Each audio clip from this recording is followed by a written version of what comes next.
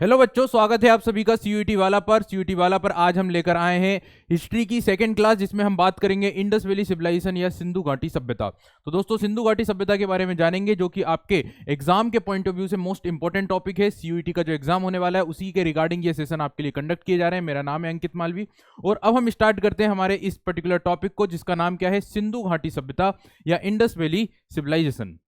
दोस्तों, सिंधु घाटी सभ्यता वाले इस टॉपिक में हम किन किन चीज़ों को डिस्कस करेंगे, क्या क्या हमारे टॉपिक्स हैं जो आज के इस सेशन में हम कवर करने वाले हैं। तो सबसे पहले आप लोग देख रहे हैं यहाँ पर हम बात करेंगे introduction of civilization. It mean सभ्यता का एक इंट्रोडक्शन, सभ्यता का एक बेसिक परिचय की वास्तविकता क्या होती है, सभ्यता का बेसिक मीनिंग क्या होता है, अर्थ क्या होता है, उसको सबसे पहले जानेंगे।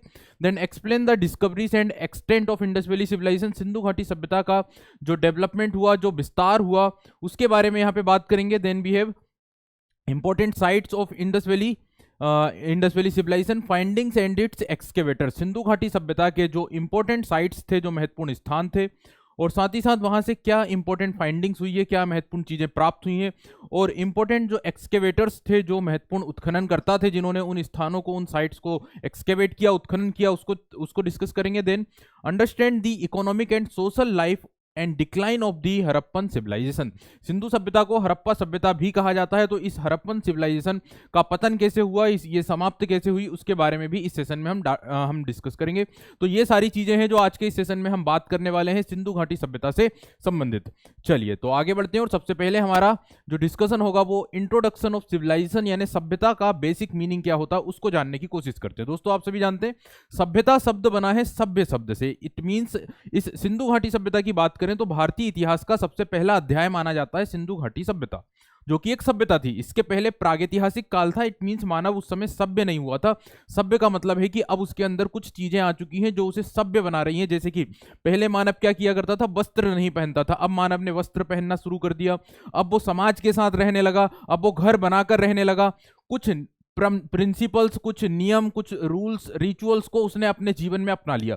तो जब एक निश्चित एरिया में, जब एक डेफिनाइट एरिया में लोगों के समूह के द्वारा कुछ निश्चित प्रिंसिपल्स, कुछ निश्चित रूल्स को, या हम कहें कल्चर को जब अपना लिया जाता है, तब उसे कहा जाता है सिविलाइजेशन यानी सभ्यता। तो सभ्यता का सीधा सा मीनिंग ये होता है कि जब मानव क्या करता है, कुछ कल्चर्स का मतलब हो जाता है कुछ नीतियां, कुछ प्रिंसिपल्स, कुछ रिचुअल्स को जब अपने जीवन में, अपने समाज में अपना लेता है, तो उसे क्या कहा जाता है, सभ्यता कहा जाता है। तो आप लोग देख रहे हैं civilization is the next step in the development of mankind, यानी मानव की विकास में, मानव के डेवलपमेंट में अगला जो चरण होता है, अगली जो स्टेप होती है, वो होती है आपकी सिविलाइजेशन। क्योंकि इससे पहले ह्यूमन जो था, मानव जो था, वो सिविलाइज नहीं था।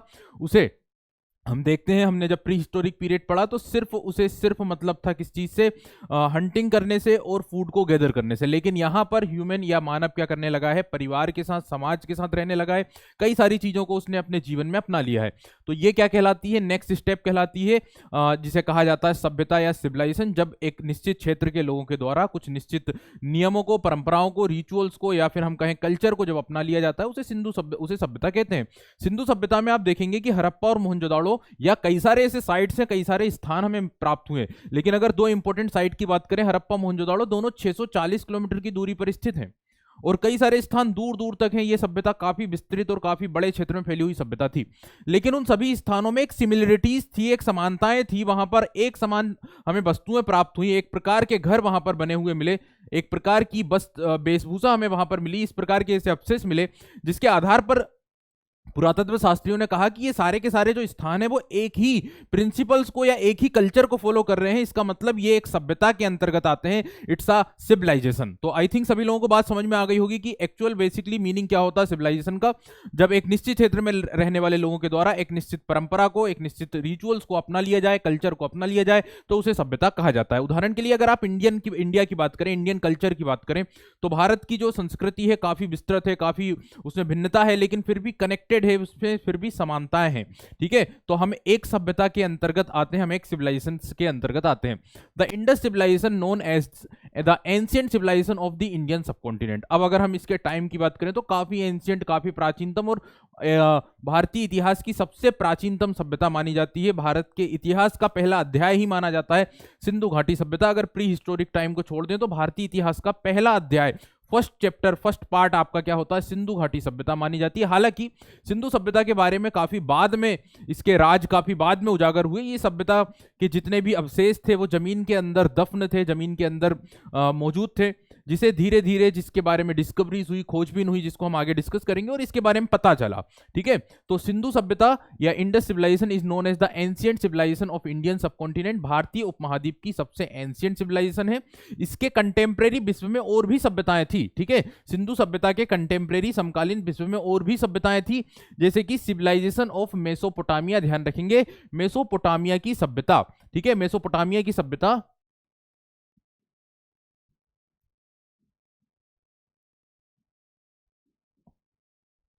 मेसोपोटामिया की सभ्यता जो कि इराक में ये सभ्यता का विकास हुआ था। This civilization is originated in the Iraq region, Iraq में टिग्रिस नदी के तट पर। इसके अलावा इसी समय पर एक और भी सभ्यता थी जिसका नाम था सिविलाइजेशन ऑफ चाइना, चीन की सभ्यता, सिविलाइजेशन ऑफ चाइना, चीन की सभ्यता, जो कि हांग हो नदी के तट पर विकसित हुई थी। ठीक है, तीसरी सभ्यता थी civilization of Egypt, it means मिस्र की सभ्यता, सिविलाइजेशन ऑफ इजिप्ट या मिस्र की सभ्यता, जो नील नदी के तट पर इस सभ्यता का विकास हुआ था या ओरिजिनेट हुई थी। सिंधु घाटी सभ्यता इन सभ्यताओं के कंटेम्प्रेरी थी, तो कहा जा सकता है विश्व की 4 महत्वपूर्ण सभ्यताओं में से एक थी सिंधु सभ्यता, जो कि एक ब्रोंज सिविलाइजेशन थी, कांस्य युगीन सभ्यता थी। और दोस्तों ध्यान रखेंगे सिंधु घाटी सभ्यता सिंधु नदी के तट पर या सिंधु नदी की सहायक नदियों पर इस सभ्यता का विकास हुआ था या ओरिजिनेट हुई थी।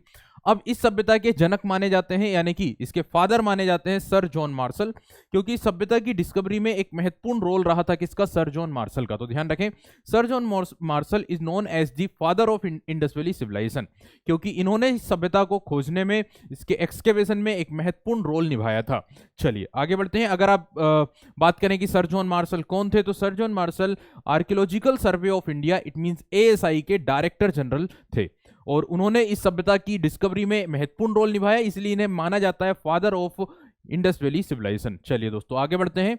अब हम बात करेंगे यहाँ पे डिस्कवरीज के बारे में। जैसे मैंने कहा कि भारतीय इतिहास का पहला अध्याय 1920 के पहले पहले वैदिक सिविलाइजेशन को माना जाता था, वैदिक सभ्यता को माना जाता था। इवन कई सारे जो फॉरेन ट्रेवलर्स थे या जो फॉरेन हिस्टोरियंस, स्कॉलर्स वगैरह थे, जो विदेशी साहित्यकार थे, विद्वान थे, उन्होंने तो यहाँ तक कहा है कि भारतीय इतिहास या भारत की पहली सभ्यता का जो विकास हुआ, भारत में जो ऐतिहासिक क्रम शुरू हुआ, वो सिकंदर के आक्रमण के साथ शुरू हुआ। लेकिन जैसे ही 1921-22 में सिंधु सभ्यता के स्थान हड़प्पा और मोहनजोदड़ो की खुदाई हुई और दुनिया को जैसे ही सिंधु सभ्यता के बारे में पता चला, तो जाके ये पता चला कि भाई भारतीय सभ्यता या भारतीय इतिहास तो 5000 साल पुरानी सभ्यता के साथ ही स्टार्ट हो जाता है। तो अब यहाँ पे ये पता कैसे चला, इसकी डिस्कवरीज कैसे हुई, इसकी अगर हम बात करें तो सिंधु सभ्यता की अगर हम डिस्कवरीज की बात करें तो देख रहे हैं आप लोग क्या पॉइंट लिखा हुआ है, लेइंग द रेलवे ट्रैक्स। क्या बात हो रही है यहाँ पे, laying the railway tracks, it means railway tracks का कार्य प्रारंभ हुआ जैसे ही हमारे देश में क्या शुरू हुआ, रेलवे ट्रैक्स का काम शुरू हुआ। इट मींस रेलवे लाइनें बिछाई जाने लगी, रेलवे लाइनें बिछाई जाने लगी। दोस्तों आप सभी जानते हैं कि भारत में एक वायसराय हुआ करता था जिसका नाम था लॉर्ड डलहौजी, और लॉर्ड डलहौजी ने सबसे पहले इन द ईयर 1850 1850 में पहली बार ट्रेन चलवा दी थी रुड़की में, जो कि एक मालगाड़ी थी, जो कि एक गुड्स ट्रेन थी। और इसी के बाद इसने 1853 के आसपास 16 सितंबर 1853 के आसपास पहली पैसेंजर ट्रेन चलवाई, जो कि मुंबई और ठाणे के बीच में 34 किलोमीटर के ट्रैक पर चली। ये जो इवेंट्स हो रहे थे, रेलवेज का जो डेवलपमेंट इंडिया में हो रहा था, ये बहुत ही महत्वपूर्ण और रिवोल्यूशनरी इवेंट थे। और इसी के बाद भारत के अलग अलग हिस्सों में रेलवे ट्रैक्स बिछाए जाने लगे। और जब ये रेलवे ट्रैक्स बिछाए जाने लगे भारत के उत्तर पश्चिम नॉर्थ वेस्टर्न रीजन में, जिसमें कराची और पंजाब के लाहौर के बीच में जब ये रेलवे ट्रैक्स बिछाए गए, तो रास्ते में जितने भी ऊंचे ऊंचे टीले थे, जितने भी माउंट्स थे, उन्हें खोदकर लेवल में लाने की कोशिश की गई, उन्हें खोदा गया। और जैसे ही उन्हें खोदा गया तो वहां से सिंधु सभ्यता के अवशेष मिलना प्राप्त हुए, सिंधु सभ्यता की चीजें, वस्तुएं मिलना प्राप्त हुई, जैसे ही ऊंचे ऊंचे टीलों को खोदा गया। तो यहां पर जब ये अवशेष प्राप्त हुए तो इन अवशेषों को सबसे पहली बार स्टडी किया, अध्ययन किया उस समय के ब्रिटिश ईस्ट इंडिया कंपनी के आर्मी इंजीनियर ने, जिसका नाम था अलेक्जेंडर कोनिंघम। तो अलेक्जेंडर कोनिंघम नामक जो व्यक्ति था, जो ब्रिटिश आर्मी का इंजीनियर था, उसने सबसे पहले इन अवशेषों को स्टडी किया। लेकिन इन अवशेषों को स्टडी करने के बाद वो किसी कंक्लूजन पर नहीं पहुंच पाए, किसी रिजल्ट पर नहीं पहुंच पाए। इसीलिए जो सिंधु सभ्यता के राज थे वो अभी भी जमीन के अंदर दफन ही थे, दुनिया को अभी तक इसके बारे में जानकारी नहीं मिली। लेकिन अलेक्जेंडर कोनिंघम ने एक महत्वपूर्ण काम यह किया कि इन द ईयर 1861 1861 के अंदर इन्होंने आर्कियोलॉजिकल सर्वे ऑफ इंडिया की स्थापना कर दी। कहां पे? कलकत्ता में। कलकत्ता में archaeological survey of India, it means ASI की स्थापना की गई in the year 1861 by the Alexander Cunningham. और यही वो पहले व्यक्ति थे जिन्होंने सबसे पहली बार इंडस वैली सिविलाइजेशन के अवशेषों को स्टडी किया था। हालांकि वो किसी कंक्लूजन पर नहीं पहुंच पाए, इसीलिए इन्हें कहा जाता है फादर ऑफ इंडियन आर्कियोलॉजी। किसे कहा जाता है? अलेक्जेंडर कोनिंघम को। ध्यान रखेंगे। अब बात आती है जी जो ये जो एएसआई था, इसी संस्था में 1902 के अंदर इसी संस्था के डायरेक्टर जनरल, पहले डायरेक्टर जनरल तो अलेक्जेंडर कोनिंघम बने, लेकिन इसके बाद इन द ईयर 1902 1902 के लगभग उस समय के जो वायसराय थे भारत के, उसका नाम था Lord Curzon. Lord Curzon Bharat का एकमात्र वायसराय था जो कि वायसराय होने के साथ साथ एक आर्कियोलॉजिस्ट भी था।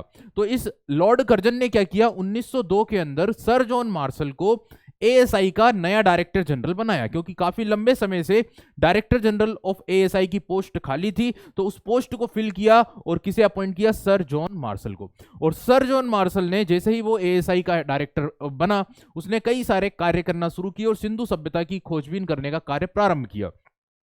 और इसी सर जॉन मार्शल ने इन द ईयर 1920 और 21 में दो रिसर्च टीम, दो खोजबीन दल अपॉइंट किए दयाराम साहनी और राखलदास बनर्जी के नेतृत्व में। तो दयाराम साहनी और राखलदास बनर्जी के नेतृत्व में जो खोजबीन दल थे, जो एक्सकेवेटर्स टीम्स थी, उसे अपॉइंट किया किसने? सर जॉन मार्शल ने।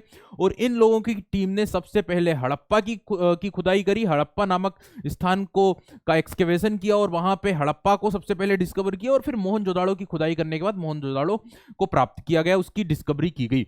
और इस काम में सबसे महत्वपूर्ण रोल रहा किसका? सर जॉन मार्शल का। इसलिए इन्हें कहा जाता है फादर ऑफ सिंधु घाटी सभ्यता, इंडस वैली सिविलाइजेशन। और इन दो शहरों को सबसे पहले प्राप्त किया या डिस्कवर किया दयाराम साहनी और राखलदास बनर्जी ने। ठीक है, 1920-21 के आसपास ये डिस्कवरीज, ये एक्सकेवेशंस हुए थे भारत के या पाकिस्तान वाले क्षेत्र में, जो भारत का उत्तर पश्चिम वाला क्षेत्र उस समय पर हुआ करता था, क्योंकि उस समय इंडिया अनडिवाइडेड था। तो सभी लोगों को बात समझ में आ गई कि किस तरह से सिंधु सभ्यता की जो डिस्कवरीज हुई हैं, अलग अलग समय पर क्या क्या चीजें हुई, रेलवे ट्रैक्स से ये चीजें धीरे धीरे स्टार्ट हुई हैं। और उसके बाद अलेक्जेंडर कोनिंघम ने एएसआई बनाया और उसके बाद जो एएसआई के डायरेक्टर जनरल बने सर जॉन मार्शल, जिन्होंने दो रिसर्च टीम अपॉइंट करी दयाराम साहनी और आरडी बनर्जी के नेतृत्व में। इसी के बाद 1924 इन द ईयर 1924 में सर जॉन मार्शल ने पूरे दुनिया को, पूरे वर्ल्ड को इस सिंधु सभ्यता के बारे में जानकारी प्रदान की थी। आगे बढ़ते हैं। अब आप लोग देख रहे हैं एक्सटेंट एंड फेजेस, सिंधु सभ्यता का विस्तार और सिंधु सभ्यता के अलग अलग चरण की बात करेंगे, फेजेस की बात करेंगे इस पर्टिकुलर टॉपिक के अंदर। तो एक्सटेंट का मतलब होता है विस्तार, सिंधु सभ्यता का विस्तार कहां कहां तक था। जैसे आप लोग नक्शे के अंदर देख सकते हैं, ये जो ब्राउन रीजन दिख रहा है आप लोगों को, ये सिंधु सभ्यता का एकदम मेन एरिया माना जाता है, सबसे मेन क्षेत्र था जहां जहां तक ये सिंधु सभ्यता फैली हुई थी। ठीक है ना, ये सिंधु सभ्यता का क्षेत्र था जहां तक सिंधु सभ्यता फैली हुई थी। इसमें आप लोग देख रहे हैं कि नॉर्थ में ये रीजन जम्मू कश्मीर तक है और साउथ में ये रीजन महाराष्ट्र तक आता है, जबकि वेस्ट की बात करें तो ये अफगानिस्तान तक जाता है और ईस्ट में ये उत्तर प्रदेश तक ये सभ्यता फैली हुई थी, विस्तृत थी। देखिए सिंधु सभ्यता उस समय की जो कंटेम्प्रेरी मैंने 3 सभ्यता बताई हैं, उनमें सबसे बड़ा क्षेत्र, सबसे बड़ा एरिया कवर करती थी, लगभग 13 लाख स्क्वायर किलोमीटर इसका क्षेत्रफल हुआ करता था सिंधु सभ्यता का। तो एक चीज जो आपको ध्यान में रखना है कि सिंधु सभ्यता का जो एरिया था, जो रीजन था, वो लगभग कितना हुआ करता था? लगभग 13 lakh square kilometre. The Indus civilization was the world's largest civilization of the contemporary times with an area of about 13 lakh square kilometre. ये क्वेश्चन एग्जाम में बार बार पूछे जाते हैं। सिंधु सभ्यता कंटेम्प्रेरी यानी समकालीन समय की सबसे विस्तृत, सबसे बड़ी सभ्यता थी, जिसका क्षेत्रफल लगभग 13 लाख स्क्वायर किलोमीटर था, 13 lakh square kilometre. It's expansion spread in the north west India and present day Pakistan. तो मैक्सिमम जो इसका विस्तार है वो भारत के उत्तर पश्चिम क्षेत्र में था और ये पार्ट मैक्सिमम जो कवर होता है वो पाकिस्तान वाले क्षेत्र में कवर होता है। सभी लोगों को बात समझ में आ गई है? बताइए कि क्षेत्रफल कितना था और कौन से क्षेत्र में मुख्य रूप से ये सभ्यता विस्तृत थी।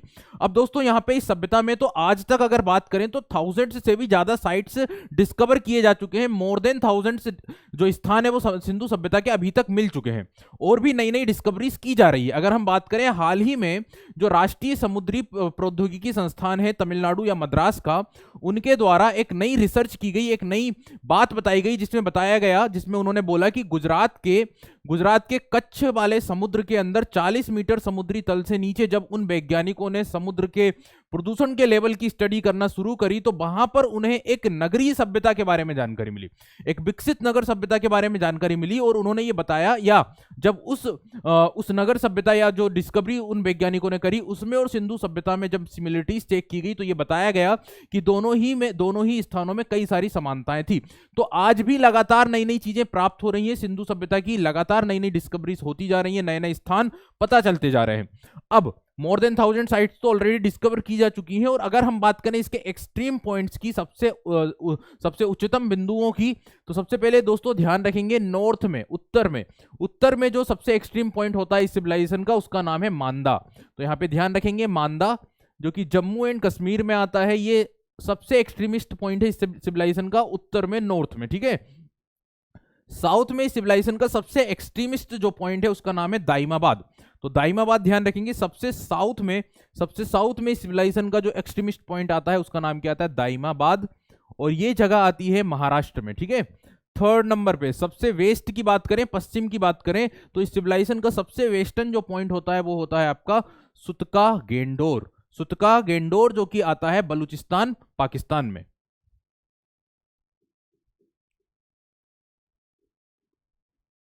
एंड देन सबसे ईस्ट की बात करें, पूर्व की बात करें, तो पूर्व में इस सिविलाइजेशन का जो एक्सट्रीम पॉइंट है उसका नाम है आलमगीरपुर। और दोस्तों ध्यान रखेंगे आलमगीरपुर उत्तर प्रदेश में है, ये हिंडन नदी के तट पर बसा हुआ, जो कि गंगा की सहायक नदी मानी जाती है। सुतका गेंडोर की बात करें, बलूचिस्तान पाकिस्तान में आता है। देन दाइमाबाद महाराष्ट्र में, प्रवरा नदी जो गोदावरी की सहायक नदी है उसके तट पर बसा हुआ। और अगर हम बात करें मांदा की, तो ये जम्मू कश्मीर में आता है, जम्मू कश्मीर में इंडस वैली साइट है मांदा। सभी लोगों को बात क्लियर हो चुकी है। ये आप लोग देख रहे हैं क्षेत्रफल है, एक लार्ज एरिया है, लगभग 13 lakh square kilometre area cover किया है इस सिंधु सभ्यता में। विश्व की कंटेम्परेरी सभ्यताओं में सबसे बड़ा क्षेत्र माना जाता है। और अब आगे बढ़ते हैं और अब आगे कुछ इंपॉर्टेंट पॉइंट्स को कवर करेंगे यहाँ पे। अब यहाँ पे हम थोड़ा सा फेजेस की बात करें। सिंधु सभ्यता का विस्तार तो हमने देख लिया, अब हम इस सभ्यता के फेजेस की चरण की बात करें। सिंधु सभ्यता को हम 3 चरण में स्टडी करते हैं। सिंधु सभ्यता को 3 चरण या 3 फेजेस में स्टडी किया जाता है। The study of Indus valley civilization is done under 3 phases विचार। तो ये जो 3 अलग अलग चरण हैं, ये अलग अलग समय पर माने जाते हैं। सबसे पहला जो चरण है सिंधु सभ्यता का, इसे कहा जाता है अर्ली हड़प्पन फेज, यानी प्रारंभिक Harappan phase, early Harappan phase, जो कि टाइम पीरियड जिसका माना गया है 33,000 to 26,000 बिफोर कॉमन पीरियड, ठीक है, बिफोर कॉमन ईरा। अब इस पीरियड की अगर हम बात करें तो इस समय सिंधु सभ्यता जो थी, इस समय इंडस सिविलाइजेशन जो थी, वो अपने प्रारंभिक स्तर पर थी, यानी यहाँ पे एक्सट्रीम या पूरी तरह से विकसित नहीं हुई थी। यहाँ पे नगरों का विकास नहीं हुआ था, धीरे धीरे ये आगे की तरफ बढ़ रहे थे। यानी ये जो था ये प्रारंभिक चरण था, ये एकदम डेवलप कंडीशन में नहीं था। अब ये जो अर्ली हड़प्पन फेज है, इसके अगर कुछ स्थानों की बात करें तो इसमें नाम आता है मेहरगढ़, जो पाकिस्तान में ही स्थित है मेहरगढ़। इसके अलावा नाम आता है कालीबंगा, जो राजस्थान में है। इसके अलावा कोटजी। ये कुछ स्थान ऐसे हैं जो आपके अर्ली हड़प्पन फेज से, यानी कि प्रारंभिक हड़प्पन चरण से संबंधित हैं, जो कि विकसित अवस्था में नहीं है, जो कि स्टार्टिंग वाले चरण माने जाते हैं, स्टार्टिंग वाले फेज माने जाते हैं। तो यहां से एक बात ये क्लियर होती है, क्योंकि कई लोग ये मानते थे कि सिंधु सभ्यता जो है वो मेसोपोटामियन सभ्यता का ही एक क्या था, एक हिस्सा था, यानी इसका जो ओरिजिन है वो इंडिया से नहीं माना जाता है। कई इतिहासकारों का ये कहना था कि सभ्यता का ओरिजिन इंडिया से नहीं हुआ है, ये सभ्यता जो थी वो मेसोपोटामियन सिविलाइजेशन का ही एक हिस्सा थी, का ही एक अंग थी, ऐसा मानते थे कई इतिहासकार। लेकिन जैसे ही हमें प्राक हड़प्पन सिविलाइजेशन के साइट्स मिलना शुरू हुए, कहने का मतलब जब अर्ली हड़प्पन साइट्स प्राप्त हुए, तो इससे पता चला कि नहीं, इसका उद्गम, इसका ओरिजिन इंडिया से ही हुआ है, यानी कि इंडिया से ही ये सभ्यता पनपी है और यहीं पर विकसित हुई और यहीं पर पतन भी हुआ। क्योंकि अगर ये साइट्स नहीं मिलती तो हम ये नहीं कह सकते थे कि इसका ओरिजिन यहां से हुआ, लेकिन अब यहां पे हम बोल रहे हैं कि इसका ओरिजिन भी यही हुआ, क्योंकि हमें अर्ली हड़प्पन फेज भी प्राप्त हुए। इसका मतलब ओरिजिन भी सिंधु सभ्यता का इंडिया से ही हुआ है। इसके बाद है मैच्योर हड़प्पन फेज, जो कि टाइम पीरियड माना जाता है 2600 से 1900। ये सिंधु सभ्यता का वो पीरियड है जब ये सभ्यता अपने एक्सट्रीम लेवल पर पहुंची, सबसे सबसे डेवलप्ड पोजीशन पर पहुंची, सबसे उच्चतम स्तर पर पहुंची, जहां पे बड़े बड़े जो महत्वपूर्ण शहर थे सिंधु सभ्यता के उनका विकास हुआ, जैसे हड़प्पा, मोहनजोदाड़ो, कालीबंगा, लोथल, बनावली, राखीगढ़ी, चन्हुदड़ो। ये जो 6 से 7 महत्वपूर्ण साइट्स थी, ये रिलेटेड है आपकी कौन सी फेज से? मैच्योर हड़प्पन फेज से, जब सिंधु सभ्यता का एकदम विकसित हो चुकी थी, एकदम एक्सट्रीम लेवल पर पहुंच चुकी थी। देन सिंधु सभ्यता का क्या हुआ? पतन हुआ, और जो पतन होने वाला पीरियड था वो था लेटर हड़प्पन फेज, जो कि 1900 से 1300 बीसी तक माना जाता है। इस समय पर इस सभ्यता का पतन होना प्रारंभ हुआ था। ठीक है, सभी लोगों को बात समझ में आ गई। अब ये जो लेटर फेज है, इसमें जो नाम आता है महत्वपूर्ण, वो आता है किसका? दाइमाबाद का, रोडजी का। ये कुछ ऐसे साइट्स हैं, पिराक, जो कि हड़प्पन सिविलाइजेशन के लेटर फेज से संबंधित है। सभी लोगों को बात क्लियर? अब आगे चलते हैं और आगे कुछ महत्वपूर्ण चीजों के ऊपर डिस्कस करेंगे, जिसमें हम बात करेंगे important sites and their excavators, और जिस नदी के तट पर इन स्थानों को खोजा गया और जिस ईयर में इन साइट्स को डिस्कवर किया गया, एक्सकेवेशन किया गया, उनका टेबल आपको याद करना है। और ये टेबल मोस्ट इंपॉर्टेंट है, ये एग्जाम में कई बार पूछे जाते हैं। तो जो इंपॉर्टेंट साइट्स है उनकी अगर बात करें, सबसे पहले हड़प्पा, ये पाकिस्तान के साहिबाल जिले में है। पाकिस्तान के कौन से जिले में? साहिबाल में। इन द ईयर 1921 1921 में, इन द ईयर 1921 1921 में इस साइट को एक्सकेवेट किया था। ये लेफ्ट बैंक ऑफ रावी नदी के बाईं तट पर है, और दयाराम साहनी ने इस साइट को एक्सकेवेशन किया था। इसके बाद है मोहनजोदड़ो। मोहनजोदड़ो की बात करें तो ये सिंधी भाषा में मोहनजोदड़ो शब्द, इसका मतलब होता है माउंड ऑफ डेड।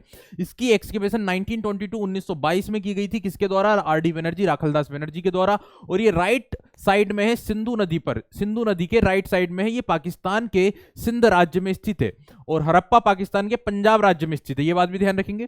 सुतका गेंडोर, जो पाकिस्तान के ही बलूचिस्तान में एक पोर्ट साइट था, एक बंदरगाह शहर था, इसका एक्सकेवेशन 1927 में किया गया था, और ये दास्त नदी के तट पर है। इसका सबसे पहले जो एक्सकेवेशन हुआ वो ओरिल स्टीन नामक एक ब्रिटिश आर्कियोलॉजिस्ट ने किया था।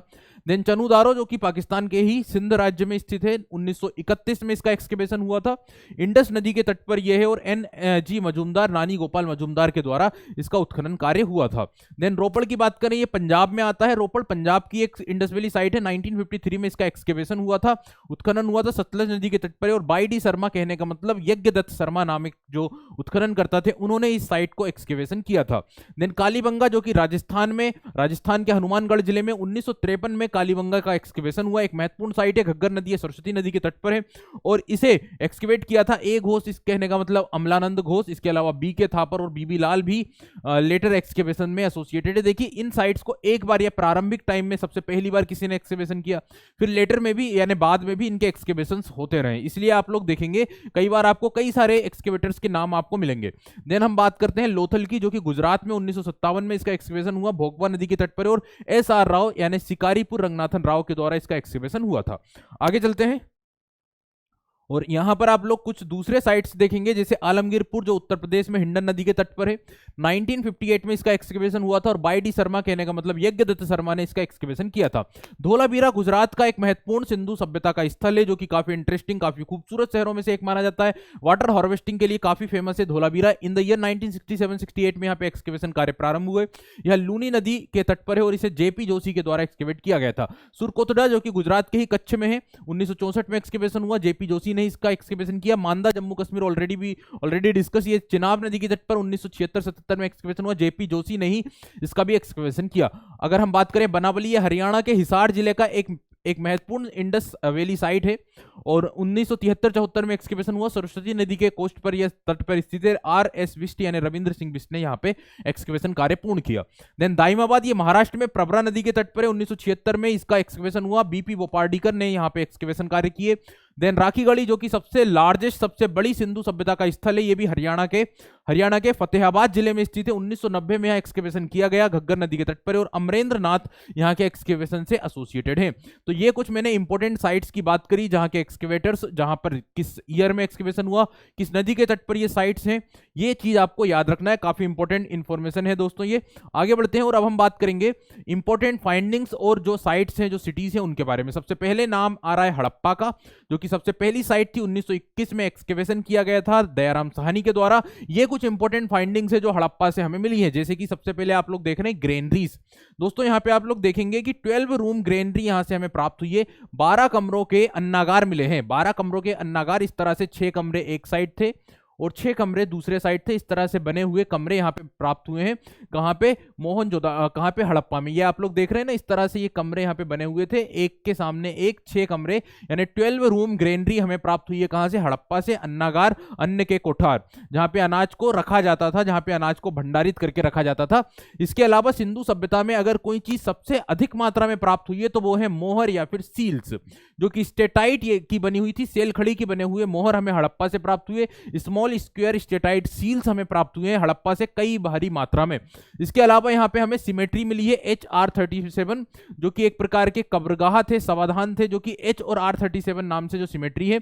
एक्चुअली यहाँ पर हमें 57 ह्यूमन स्केलेटन मिले, जिसमें से 20 जो है पूरी तरह से बर्बाद हो चुके थे, जिन पर स्टडी नहीं की जा सकती थी। तो आउट ऑफ 57, 37 ही काम में आ सके जिन पर रिसर्च किए गए, तो इसीलिए इसे कहा गया R37 सिमेट्री, कब्रगाह या ऐसा स्थान जहां पे हमें ह्यूमन स्केलेटन प्राप्त हुए हड़प्पा में।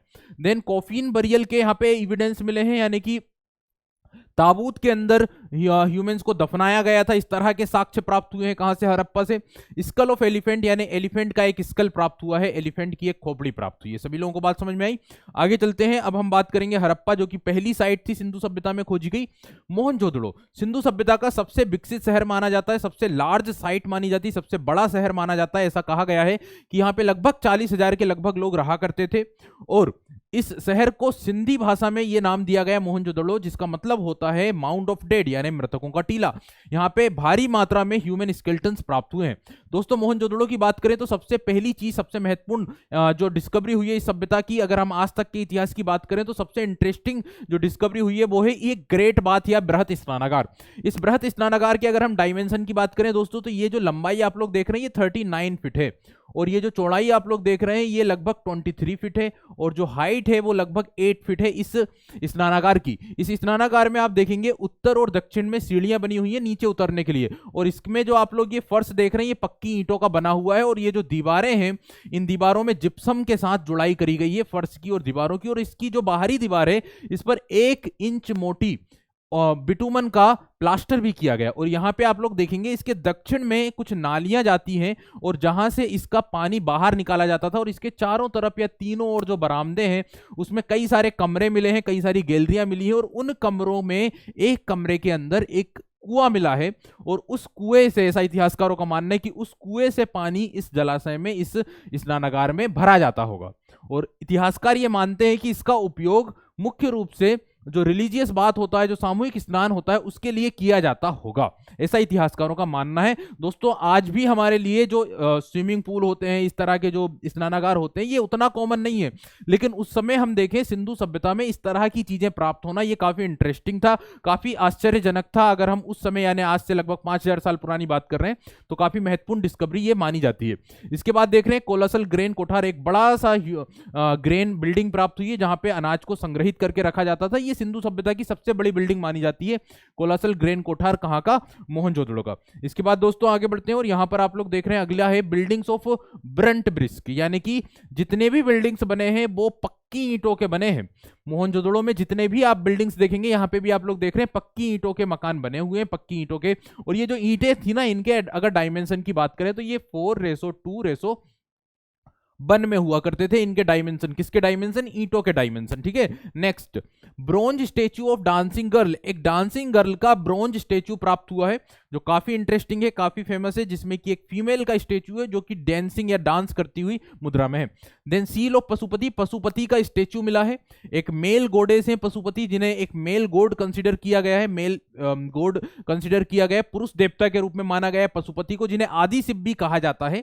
आदि शिव जिनका आधा शरीर ह्यूमन का और आधा शरीर एनिमल का दिखाया गया है इस स्टेचू में। Then statue of mother goddess, एक मातृ देवी का स्टेचू मिला है, मदर गोडेस का स्टेचू मिला है, जिन्हें फीमेल गॉड कंसिडर किया गया है, जिन्हें फीमेल या स्त्री के रूप में देवी मानी गई है, जिसे गॉड ऑफ फर्टिलिटी भी माना जाता है। हालांकि इस प्रकार की प्रैक्टिस हमने देखा कैलकुलेथिक एज में स्टार्ट हो चुकी थी, वही चीज हमें यहां पर भी प्राप्त हुई। देन प्रीस्ट किंग का स्टेचू आप लोग देख रहे हैं, ये काफी रोब्ड एक स्टेचू मिला है मोहनजोदड़ो से, जिसे पुरोहित राजा की मूर्ति कहा गया है, प्रीस्ट किंग कहा गया है। ये भी काफी इंटरेस्टिंग स्टेचू है दोस्तों। ये सारे के सारे जो सोर्सेस हैं हिस्ट्री के, ये सारे के सारे आर्कियोलॉजिकल सोर्सेस हैं। आगे बढ़ते हैं। Then we have the another site that is Sutkagen Dor. Sutkagen Dor Sindhu सभ्यता में मिलने वाला एक महत्वपूर्ण स्थान था, और आप सभी जानते हैं ये जो सुतका गेंडोर था, ये सबसे एक्सट्रीमिस्ट वेस्टर्न पार्ट होता है सिंधु सभ्यता का। देख रहे हैं आप लोग सुतका गेंडोर, इंपोर्टेंट ट्रेडिंग पोस्ट। अच्छा, सिंधु सभ्यता में ना चूंकि ये शहरी सभ्यता थी तो व्यापार किया जाता था, और व्यापार के लिए कुछ पोर्ट टाउन थे, कुछ बंदरगाह शहर थे, और उन बंदरगाह शहरों में सबसे महत्वपूर्ण नाम आता है सुतका गेंडोर का, लोथल का, कुंतासी का, बालाकोट का। ठीक है ना, ये कुछ महत्वपूर्ण क्या थे, बंदरगाह शहर थे, यानी पोर्ट सिटीज थी, जिसमें एक सुतका गेंडोर है। Important trading post from Harappa to Babylon, तो हड़प्पा से बेबीलोन यानी जो सुमेरियन सिविलाइजेशन थी ना, वहां तक व्यापार करने के लिए एक इंपोर्टेंट ट्रेडिंग पोस्ट था सुतका गेंडोर। यहाँ पे हमें फ्लिंट ब्लेड्स मिले हैं, स्टोन वेसल्स यानी पत्थर के वेसल्स मिले हैं, बर्तन मिले हैं। Then stone and copper arrowheads यानी तीर वगैरह मिले हैं पत्थर के। Shell beads and potteries etcetera. Beads का मतलब होता है कि मनके यानी जो मोती होते हैं, और पोट्री यानी मिट्टी के बर्तन, सेल यानी शंख। इस तरह की चीजें हमें यहाँ से प्राप्त हुई हैं, ये अवशेष, ये हमें चीजें मिली है कहाँ से, सुतका गेंडोर। ये कहाँ पर आता है सुतका गेंडोर, पाकिस्तान में, पाकिस्तान के बलूचिस्तान में ये जगह आती है सुतका गेंडोर, जो कि एक क्या था, ट्रेडिंग पोस्ट था। आगे बढ़ते हैं, नेक्स्ट साइट के ऊपर चलते हैं, और अगला जो स्थान है वो है Chanhudaro. I already told you Chanhudaro is also in Pakistan. ये सिंध राज्य में है चन्हुदारो, कहां पर है, सिंध राज्य में। ठीक है ना। और अगर हम बात करें मोहनजोदड़ो की, तो मोहनजोदड़ो से कुछ दूरी पर स्थित है चन्हुदारो, और ये भी सिंधु नदी के तट पर है। इसे NG मजूमदार नानी गोपाल मजूमदार के द्वारा एक्सकेवेट किया गया था। यहाँ पे क्या चीजें मिली है, तो यहाँ पे बीड मेकिंग फैक्ट्री यानी कि मनके बनाने का कारखाना, जिसे लोथल से मिला वैसे यहाँ से भी मिला है। Then which include a furnace, यहाँ पे जो फैक्ट्री है उसमें एक फर्नेस यानी कि एकदम चमकीला फर्श यहाँ पे प्राप्त हुआ है। देन स्टेटाइट सील यानी कि सेलखड़ी की मोहरें मिली हैं। सिंधु सभ्यता में प्राप्त होने वाली सबसे ज्यादा मात्रा में अगर कोई चीज मिली है तो वो स्टेटाइट सील्स यानी मोहरें हैं, जो कि अलग अलग शेप में है, यानी कि चौकोर भी है, गोलाकार भी है, आयताकार भी है, वर्गाकार भी है। ठीक है ना, जिसपे अलग अलग प्रकार के सिंबल्स बने हुए हैं, चित्र बने हुए हैं। Then only city without a citadel, तो ये मोस्ट इंपोर्टेंट फैक्ट हो जाता है, ये सिंधु सभ्यता का एकमात्र शहर था जहां पे हमें कोई सिथेडल नहीं मिला, जहां पे कोई फोर्ट नहीं मिला। देखिए, जब आप सिंधु शहरों को थोड़ा सा डिटेल में देखेंगे ना, तो पाएंगे कि इन शहरों को दो हिस्सों में बांटा गया था। एक हिस्सा था जो हाइटेड पार्ट होता था, ऊंचा ऊंचा भाग होता था, जिसे सिथेडल या गढ़ कहते थे, और एक हिस्सा जो लोअर टाउन होती थी यानी निचला शहर होता था, जहां पे सभी आम लोग रहा करते थे। तो इस तरह दो हिस्सों में बटा हुआ था सिंधु शहर, सारे जो थे वो दो भाग में बटे थे। एक हाइटेड पार्ट जिसे सिथेडल या गढ़ कहा गया, और एक लोअर टाउन जहां पे बाकी के जो लोगों के घर थे वो बने हुए थे। तो ये एकमात्र ऐसा सिटी थी जहां पे हमें कोई सिथेडल नहीं मिला।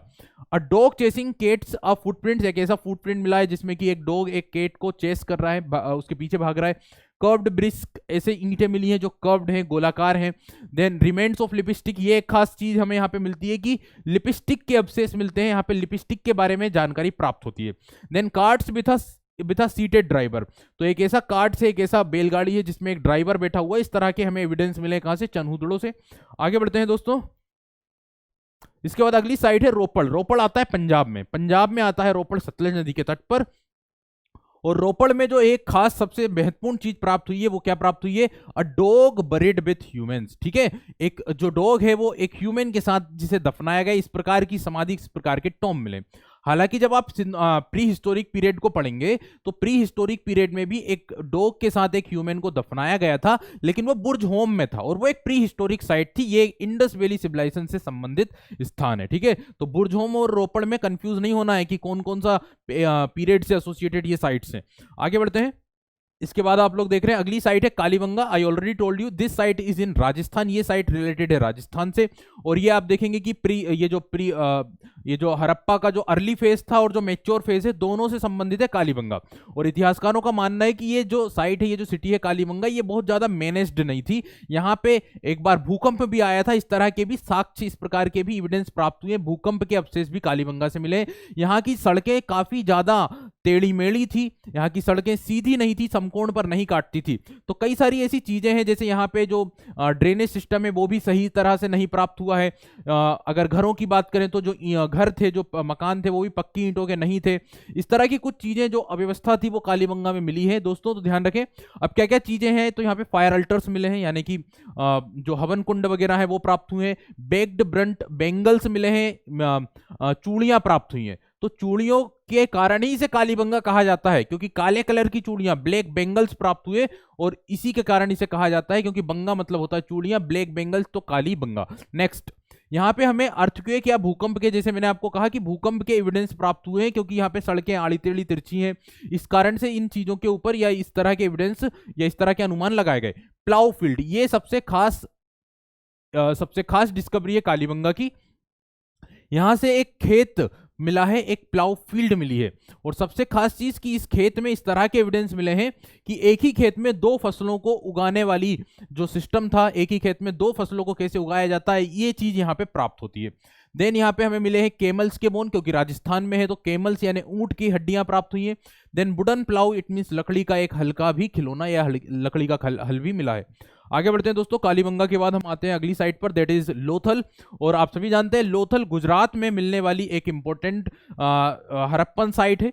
लोथल जो कि एक पोर्ट टाउन था, एक बंदरगाह शहर था इस सभ्यता का, इस सिविलाइजेशन का। यहाँ पे कपल टोम्ब मिली है, यहाँ पे आप लोग इमेज में देख सकते हैं, इस तरह से दो लोगों की टूम है ये, जिसे कपल टोम्ब कहा गया, युगल समाधि कही गई, जो कहां पे मिली, लोथल में मिली। इसके अलावा यहाँ पे राइस कल्टीवेशन यानी चावल की खेती के साक्ष्य मिले हैं, चावल के अवशेष हमें प्राप्त हुए हैं, फोसिल्स मिले हैं। आर्टिफिशियल डॉक, यहाँ पे एक बंदरगाह मिला है, एक ईंट का बना हुआ, पूरा नदी के चारों ओर बना हुआ एक बंदरगाह है, एक डॉक है, जहां पे ये माना गया कि यहाँ पे जहाज या शिप्स वगैरह आते होंगे भोगवा नदी पर। यहाँ पे बीड मेकिंग फैक्ट्री, जैसे हमने चंदूदड़ों में पढ़ी थी, यहाँ पे भी मनका बनाने का कारखाना, और फायर अल्टर्स यानी यज्ञ या हवन कुंड वगैरह यहाँ से हमें प्राप्त हुए। ये सारे जो महत्वपूर्ण चीजें हैं वो हमें लोथल से मिली है। ये गुजरात में है, 1957 में इसको एक्सकेवेट किया था एसआर राव के द्वारा। अब आप देख रहे हैं धोलावीरा। धोलावीरा सिंधु सभ्यता के खूबसूरत शहरों में से एक माना जाता है। ये गुजरात के ही कच्छ वाले क्षेत्र में मौजूद है।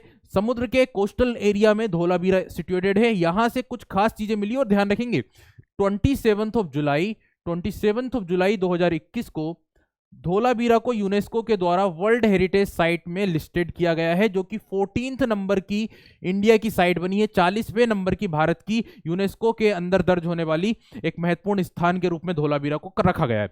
अब ये किस कारण फेमस है, तो ये वाटर हार्वेस्टिंग के लिए फेमस है। किस लिए वाटर हार्वेस्टिंग, यानी पानी को जमा करने के लिए प्रसिद्ध है। यहाँ पे 16 के लगभग वाटर रिजर्वियर मिले हैं, जलाशय प्राप्त हुए मोर देन 16, और 16 वाटर रिजर्वियर जो कि रॉक कट स्टेप बॉल्स हैं, यानी कि यहाँ पे इन जलाशयों के अंदर जाने के लिए पत्थर को काटकर सीढ़ियां बनाई गई हैं, स्टेप्स बनाए गए हैं। इस तरह के लगभग 16 जलाशय या लगभग मोर देन 16 जलाशय मिले हैं। और इन जलाशयों को इस तरह साइंटिफिक अप्रोच के साथ बनाया गया था कि जैसे ही नदियों में फ्लड्स आते थे, एक एक करके ये सारे जलाशय भरते जाते थे। ठीक है, इसके अलावा इसी बेसिस पर तो बोला गया है कि ये वाटर हार्वेस्टिंग का सबसे बढ़िया एग्जाम्पल माना जाता है धोलावीरा, गुजरात में।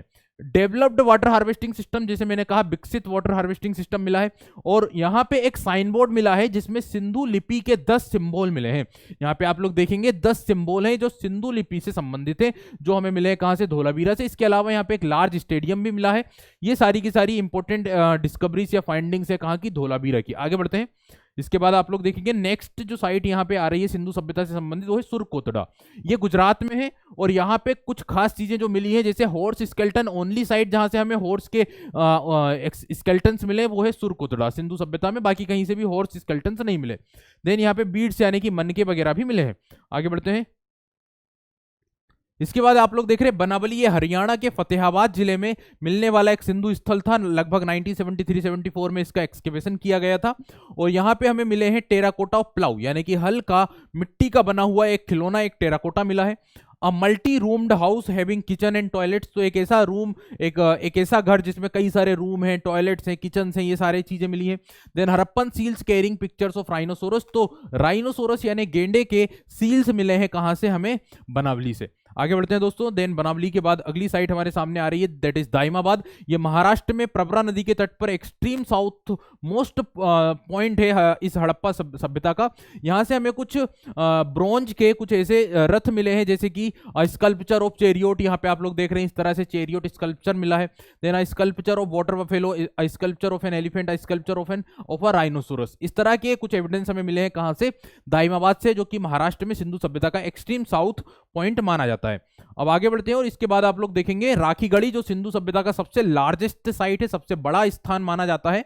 और राखीगढ़ी भी हरियाणा के फतेहाबाद जिले में, बनावली हरियाणा के हिसार जिले में, राखीगढ़ी हरियाणा के फतेहाबाद जिले में लार्जेस्ट इंडस वैली साइट है। 4600 वर्ष पुराना ह्यूमन स्केल्टन मिला है, काफी लार्ज ह्यूमन स्केल्टन, आप लोग इमेज में देख सकते हैं, काफी लंबा सा ह्यूमन स्केल्टन है, जो लगभग 4600 वर्ष पुराना ह्यूमन स्केल्टन है। कहां से मिला, राखीगढ़ी से मिला। ठीक है, आगे बढ़ेंगे अब। और इसके बाद हमारे सामने आ रहा है कुछ महत्वपूर्ण चीजें जो हमें डिस्कस करने हैं सिंधु सभ्यता से संबंधित, like economic and social life, Sindhu सभ्यता की आर्थिक और सामाजिक जीवन, जिसमें हम एक एक करके कुछ चीजों को पॉइंट आउट करेंगे, लाइक एग्रीकल्चर एंड डोमेस्टिकेशन। दोस्तों सिंधु सभ्यता के लोग कृषि किया करते थे, खेती किया करते थे, साथ ही पशुपालन भी उस समय होता था। सिंधु सभ्यता के लोग जो खेती करते थे, जो कृषि करते थे, उसमें जो इंपोर्टेंट ग्रेन्स थे उसमें नाम आता है वीट का, वीट, इसके अलावा बार्ले, राइस। राइस उतना ज्यादा फेमस, उतना ज्यादा कॉमन नहीं था। राई, वीट, बार्ले, ये कुछ ऐसी फसलें थी जिनका सिंधु सभ्यता के लोगों के द्वारा कल्टीवेशन किया जाता था, एग्रीकल्चर किया जाता था। और राइस एकदम कॉमन नहीं होगा, क्योंकि राइस सिर्फ हमें लोथल से और रंगपुर से राइस कल्टीवेशन के एविडेंस प्राप्त हुए। दोस्तों ये है कुछ इंपॉर्टेंट ग्रेन्स जो सिंधु सभ्यता के लोग करते थे, खेती किया करते थे। और ये लोग जो खेती करते थे, देखिए खेती के लिए ना उस समय पर इस तरह के एविडेंस नहीं मिले कि भाई वाटर या पानी के माध्यम से सिंचाई की जाती हो। सिंचाई जो होती थी या खेती जो थी वो जमीन के उपजाऊपन पर निर्भर करती थी, फर्टिलिटी पे डिपेंड करती थी। इसलिए लोग खेती कहां पर करते थे, जो फ्लड रीजन होते थे, जो बाढ़ वाले क्षेत्र होते थे, वहां पर ये लोग क्या करते थे, खेती करते थे, क्योंकि इरिगेशन सिस्टम वहां पे डेवलप नहीं था। हालांकि एक एक्सेप्शन मिला है, एक जगह मिली है जो कि अफगानिस्तान में आती है, जहां पे कुछ नहरों के साक्ष्य मिले हैं, कुछ एविडेंस ऑफ या ट्रेसेस ऑफ केनाल्स हमें प्राप्त हुए हैं। एक अफगानिस्तान में सिंधु सभ्यता से संबंधित एक स्थान है। लेकिन इसके अलावा अगर हम मेन एरियाज की बात करें सिंधु सभ्यता की, तो वहां पे कोई भी केनाल्स के एविडेंस नहीं मिले। तो खेती के लिए पूरी तरह से जो डिपेंडेंस थी वो थी किस पे, मिट्टी के उपजाऊपन पे, फर्टिलिटी ऑफ सॉइल पे। और आप सभी जानते हैं कि नदियों के किनारे पर जो फ्लड एरिया होता है वो काफी उपजाऊ होता है। तो ये लोग उस फ्लड एरिया में अपनी खेती किया करते थे और बरसात शुरू होने से पहले अपनी फसलों को काट कर अपने जो अनाज के संग्रहण वाली जगह थी उस पर स्टोर करके रखा करते थे। सभी को बात क्लियर हो गई। इंपॉर्टेंट ग्रेन्स मैंने आपको बताए हैं। अब खेती के साथ साथ डोमेस्टिकेशन भी होता था, पशुपालन भी होता था। और पशुपालन में ये जो मेन एनिमल्स हैं जिनका ये डोमेस्टिकेशन किया करते थे, उसमें नाम आता है सीप का, इट मींस भेड़। इसके अलावा बुल, या अगर हम बात करें बेल की, तो सबसे फेवरेबल एनिमल जो था वो इनका बुल था। बुल सबसे मोस्ट फेवरेबल एनिमल हुआ करता था। सीप यानी भेड़, इसके अलावा गोट, काऊ के किसी प्रकार के एविडेंस हमें नहीं मिले हैं।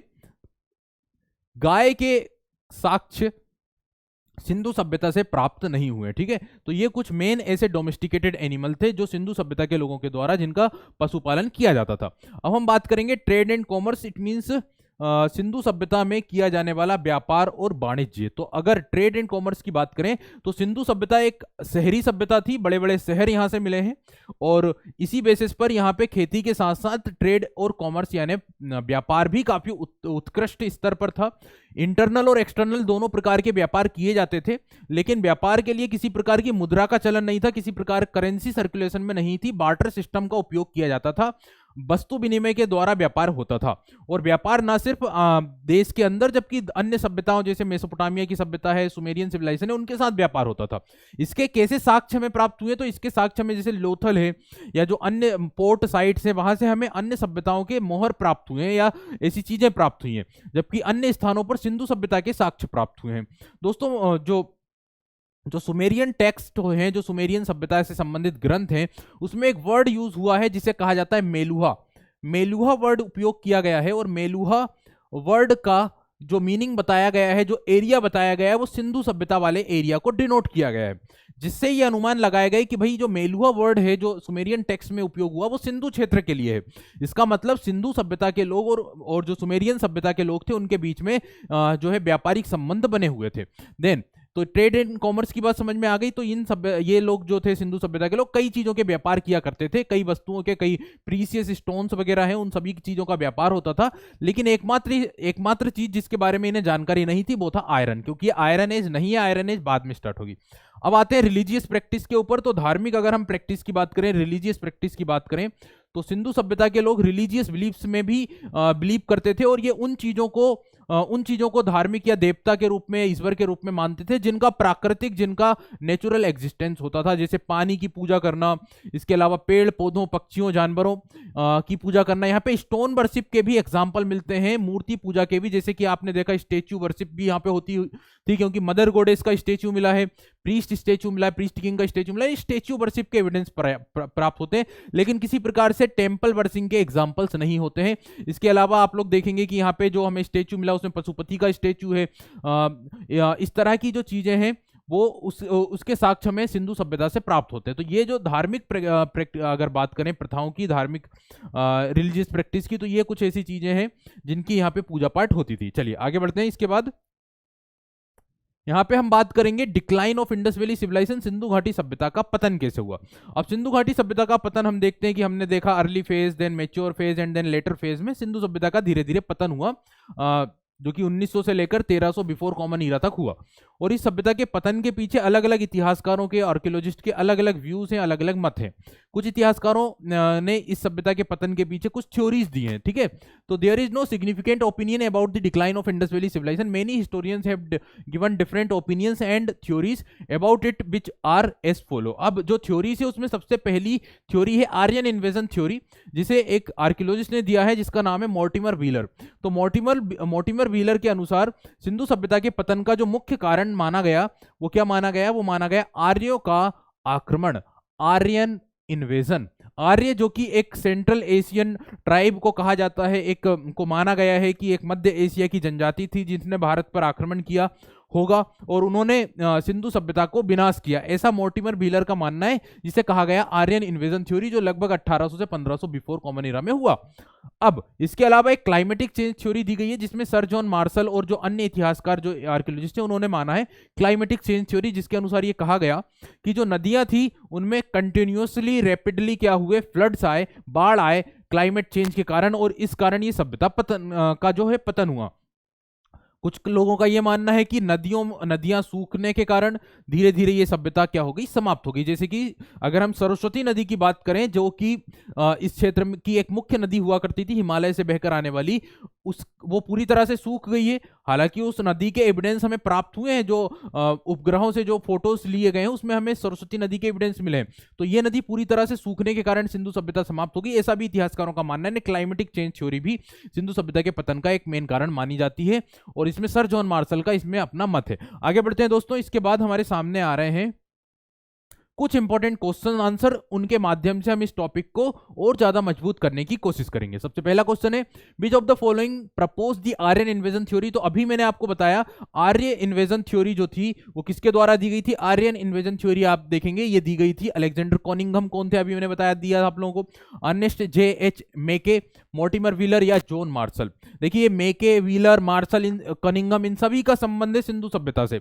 और ये जो व्यक्ति है मॉर्टिमर व्हीलर, इन्होंने दी थी कौन सी थ्योरी जो रिलेटेड है आर्यन इन्वेजन थ्योरी। कनिंघम जो कि एक आर्मी इंजीनियर थे, एएसआई के फाउंडर थे, इन्होंने सबसे पहले स्टडी किया था सिंधु सभ्यता के अवशेषों को, सबसे पहले स्टडी किया था किसने, अलेक्जेंडर कनिंघम ने। ठीक है, चलिए आगे बढ़ते। सर जॉन मार्शल ने सिंधु सभ्यता का पता लगाया, इन्हें father of Indus valley civilization कहा जाता है। अब दोस्तों आगे अगला क्वेश्चन आप लोग देख रहे हैं, on which of the following basis can be said that the Harappans were prosperous. Harappa के लोग काफी प्रोस्पेरियस थे, संपन्न थे, ये किस आधार पर हम बोल सकते हैं। तो दोस्तों ऑप्शंस आप लोग देख रहे हैं, separate well was found in each house, यानी कि हर एक घर के अंदर एक कुआं मिला है, एक पृथक कुआं मिला हर एक घर में। दूसरा, each member of the family had its own bullet cart, परिवार के हर एक व्यक्ति के पास अपनी एक बैलगाड़ी हुआ करती थी। Each family had a separate bull, हर एक व्यक्ति के पास एक बैल हुआ करता था। एविडेंस ऑफ पॉलीगेमी, यानी कि उस समय पर पॉलीगेमी थी, बहु विवाह का प्रचलन था। तो दोस्तों इन सभी साक्ष्य में जो हमें साक्ष्य मिला है वो है ये वाला, यानी कि हर एक घर के अंदर एक कुआं मिला है, जिससे ये पता चला कि भाई सिंधु सभ्यता के लोग काफी संपन्न रहे होंगे, तभी तो हर एक घर के अंदर एक एक कुआं मिला है। आगे चलते हैं। इसके बाद विच of the following was the most favourable animal of the Indus people, मैंने अभी आपको बताया कि डोमेस्टिकेशन होता था, पशुपालन होता था, और सबसे फेवरेबल एनिमल जो था, क्योंकि सबसे ज्यादा जो स्टेच्यू, सबसे ज्यादा जो हमें मोहरें मिली हैं वो किसकी मिली है, बुल्स की मिली है। तो बुल्स को यानी बेल को सिंधु सभ्यता का सबसे ज्यादा फेवरेबल एनिमल माना गया है। आगे बढ़ते हैं दोस्तों। इसके बाद आप लोग देख रहे हैं what is the ancient name of the Indus region in the Sumerian text. ये मैंने आपको बताया था कि सुमेरियन टेक्स्ट में जो सिंधु सभ्यता वाला जो सिंधु वाला जो क्षेत्र है उसे कहा गया है मेलुहा। मेलुहा वर्ड का यूज किया है सुमेरियन टेक्स्ट में इंडस रीजन को डिनोट करते हुए, ठीक है, जिससे पता चला कि सिंधु और सुमेरियन लोगों के बीच में व्यापारिक संबंध रहे होंगे। अगला है the Indus people were highly aware of, Sindhu सभ्यता के लोग काफी ज्यादा अवेयर थे, हाईली अवेयर थे किस मामले में, हाइजीन यानी स्वच्छता, प्लांटेशन यानी पशु यानी कि पेड़ पौधा या वृक्षारोपण करना, ब्लैक मैजिक यानी काले जादू में, या फिर मेडिकल साइंस में, चिकित्सा विज्ञान में। तो दोस्तों ध्यान रखेंगे सिंधु सभ्यता के लोग हाईली अवेयर थे किसमें, हाइजीन यानी स्वच्छता में। यहाँ पे आप लोग देखेंगे कि जो वाटर ड्रेनेज सिस्टम था वो काफी उच्चतम स्तर का था, काफी ज्यादा डेवलप्ड हुआ करता था। हर एक घर में सेपरेट वॉशरूम मिले हैं, टॉयलेट्स मिले हैं, ठीक है। जो सड़कें होती थी उसके दोनों ओर जो कचरा फेंकने वाला, ये जो कचरे वाले जो स्थान है वो बनाए जाते थे। तो हाइजीन का काफी ज्यादा ध्यान रखा करते थे सिंधु सभ्यता के लोग। Then we have to move on the another question, और अगला क्वेश्चन आप लोग देख रहे हैं 16 और more rock cut step wells have been found from which of the following Harappan site, यानी मोर देन 16 या लगभग 16 ऐसे जलाशय मिले हैं सिंधु सभ्यता के किस स्थान से जहां पर सीढ़ी नुमा जलाशय हैं। तो दोस्तों आप सभी जानते हैं कि इस तरह के हमें एविडेंस मिले हैं आपको कहां से, धोलावीरा से। तो इस क्वेश्चन का करेक्ट आंसर होगा धोलावीरा, जो गुजरात में स्थित है। इसके बाद है Mehrgarh is the ancient subcontinent in the first known for. तो मेहरगढ़ एक सिंधु सभ्यता का एक अर्ली हड़प्पन फेज का एक साइट है जो पाकिस्तान में ही स्थित है। और पाकिस्तान में जो मेहरगढ़ है यहाँ पे हमें सबसे पहले साक्ष्य मिले हैं किस चीज के, वीट कल्टीवेशन के या एग्रीकल्चर के, खेती के सबसे पहले साक्ष्य कहां से मिले, मेहरगढ़ पाकिस्तान में, ठीक है। अगला है विच हड़प्पन साइट है yield evidence of rice cultivation, Sindhu सभ्यता के किस स्थान में या किस स्थान से हमें प्राप्त हुए हैं किस चीज के साक्ष्य, राइस कल्टीवेशन यानी चावल की खेती के साक्ष्य। तो दोस्तों ध्यान रखेंगे चावल की खेती के साक्ष्य हमें प्राप्त हुए कहां से, लोथल जो इंडस वैली साइट है यहां से हमें चावल की खेती के साक्ष्य मिले हैं। Move on to the another question, और अगला क्वेश्चन आपके सामने है an inscription comprising 10 large size designs of the Harappan script was founded. तो एक ऐसा अभिलेख मिला है, एक ऐसा इंस्क्रिप्शन, एक ऐसी स्थान मिला है जहां पे सिंधु लिपि के 10 सिंबल मिले हैं। इस प्रकार के एविडेंस हमें किस सिंधु सभ्यता के स्थल से मिले, धोलवीरा, कोटजी, कालीबंगा या बनावली। तो दोस्तों ध्यान रखेंगे इस प्रकार का एविडेंस हमें मिले हैं जिसमें कि 10 सिंबल से सिंधु लिपि के, वो हैं धोलावीरा से। आगे बढ़ते हैं। अगला क्वेश्चन हमारे सामने है after independence Harappa was excavated by, स्वतंत्रता के बाद हड़प्पा का एक्सकेवेशन किसने किया था। मैंने आपको हड़प्पा के बारे में बताया 1921 में इसका एक्सकेवेशन किया था दयाराम साहनी ने, लेकिन इस उत्खनन के बाद भी कई सारे लोगों ने वहां पे उत्खनन किया था। और आफ्टर इंडिपेंडेंस पाकिस्तान में चूंकि ये जगह है तो पाकिस्तान के जो उत्खनन करता थे उन्होंने यहाँ पे लगभग 1960 में उत्खनन कार्य किए थे, जिसमें नाम आता है मोहम्मद रफीक मुगल का। तो मोहम्मद रफीक मुगल वो व्यक्ति थे पाकिस्तान के जिन्होंने यहाँ पे एक्सकेवेशन के कार्य आफ्टर इंडिपेंडेंस किए थे। आगे बढ़ते हैं, नेक्स्ट क्वेश्चन है which of the following Harappan site was discovered by Aurel Stein. तो ओरिल स्टीन नामक पुरातत्व शास्त्री ने कौन से सिंधु स्थल को डिस्कवर किया था, खोजा था, सुतका गेंडोर, मांदा, लोथल या दाइमाबाद। दोस्तों ध्यान रखेंगे सुतका गेंडोर नामक जो स्थान था 1927 में ओरिल स्टीन नामक व्यक्ति के द्वारा खोजा गया था, जो कि एक पोर्ट सिटी थी सिंधु सभ्यता की। ये पाकिस्तान में ही स्थित है, बलूचिस्तान वाले क्षेत्र में। आगे बढ़ते हैं Which of the following buildings materials was used by the Harappans.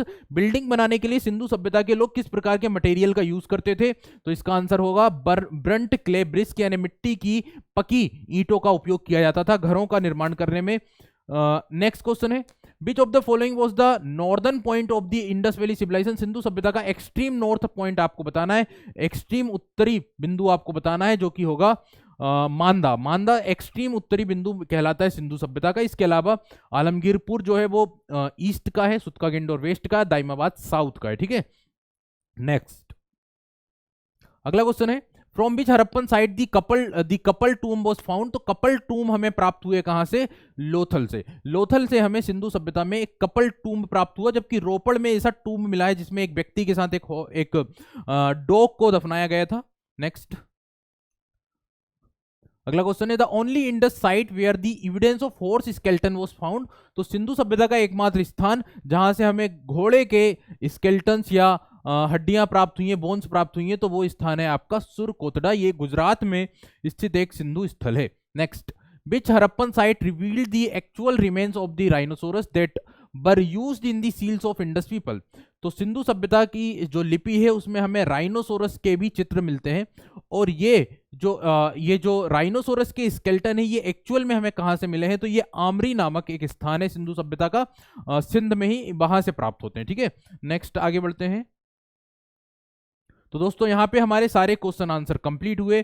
सारा का सारा जो सिंधु सभ्यता से संबंधित जो डिस्कशन था, इंपॉर्टेंट डिस्कशन, वो हमने कंप्लीट कर लिया है। तो यहीं पर अब हमारे सेशन को समाप्त करते हैं। दोस्तों इसी तरह बने रहें सीयूईटी वाला पर। Thank you so much.